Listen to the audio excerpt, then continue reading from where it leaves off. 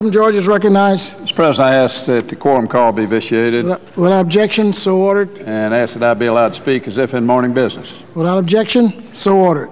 Mr. President, I am an original co-sponsor of S-510, the bill we just invoked cloture on. And as I said before the vote, I was going to actually have to vote against cloture, and I would speak after the vote as to why, because we were up against a timeline. And I just wanted to take a minute to say that I regret to have to vote against cloture, and now that cloture's been invoked, I guess we'll go to the bill and hopefully we can make the necessary changes in it to improve this bill. But frankly, the bill that I originally co-sponsored is not the bill that's coming to the floor today.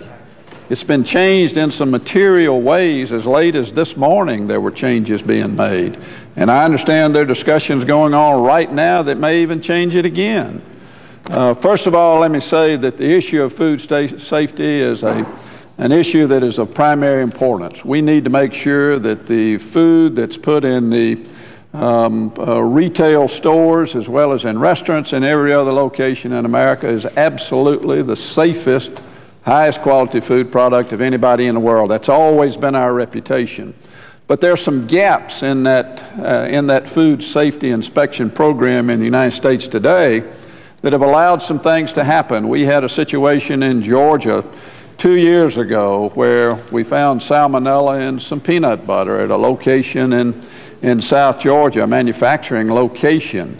And while FDA had the authority to go in and make an inspection, the way they actually inspected it was on a contract basis through the Georgia Department of Agriculture. They didn't have the resources to do the real oversight that needed to be done. And here we had a company that had found salmonella in peanut butter with their own inspections and their own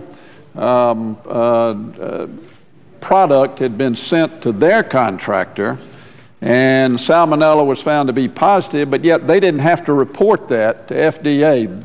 That has been changed in this bill, and it's gaps like that that are important to see changed. What is a problem to me right now are a number of things, not the least of which is the definition of what is a small farmer, which now small farmers have been granted an exemption, and that provision was changed as recently as this morning, and I understand is up for discussion again now. But the definition currently in the bill is that a small farmer is determined to be a farmer with gross receipts in smaller than $500,000. Well, unfortunately or fortunately, in my part of the world, cotton today is selling at $1.50 a bale, $1.50 a pound.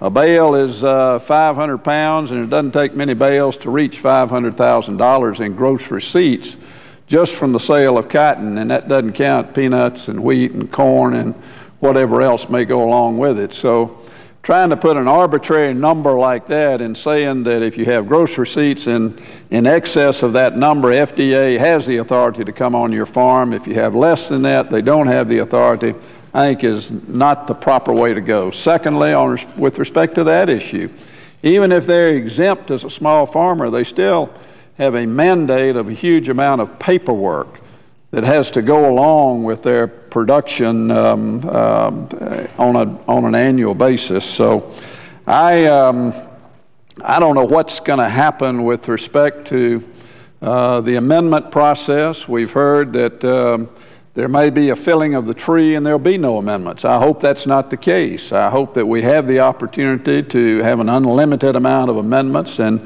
that we can get the bill corrected and that we can make it at the end of the day a good bill that will generate a significant vote on this floor. But we've also heard that there may be no amendments that are going to be allowed, and obviously without a definite understanding on that, I had to be opposed to the bill. And let me just say that one other issue that concerns me is an amendment that was filed by Senator Tester, and I know his heart is in the right place on it, but no less than about 30 national agricultural groups wrote a letter to Chairman Harkin as well as to Ranking Member Enzi on Monday saying they were opposed to that amendment. And if it's included in the bill, they're going to be opposed to the bill. And that, again, is one of these 11th hour issues that remains undecided. And I would ask unanimous consent, Mr. President, that a copy of this letter be entered into the record. Without objection, So ordered. I hope at the end of the day that amendments will be allowed, that we can come up with a bill that is a positive bill and that closes these gaps that we have in the food safety inspection program in this country. Senator Klobuchar and I have worked very hard on a provision that is included in the base bill that will improve the inspection process and make it easier and give more authority and, more importantly, more teeth to the folks that are charged with doing the inspection. And if that is the case, we can get the right amendments done, then perhaps at the end of the day we can get a true bipartisan bill passed and that we can all feel good about supporting it. So with that, Mr. President, I would yield the floor and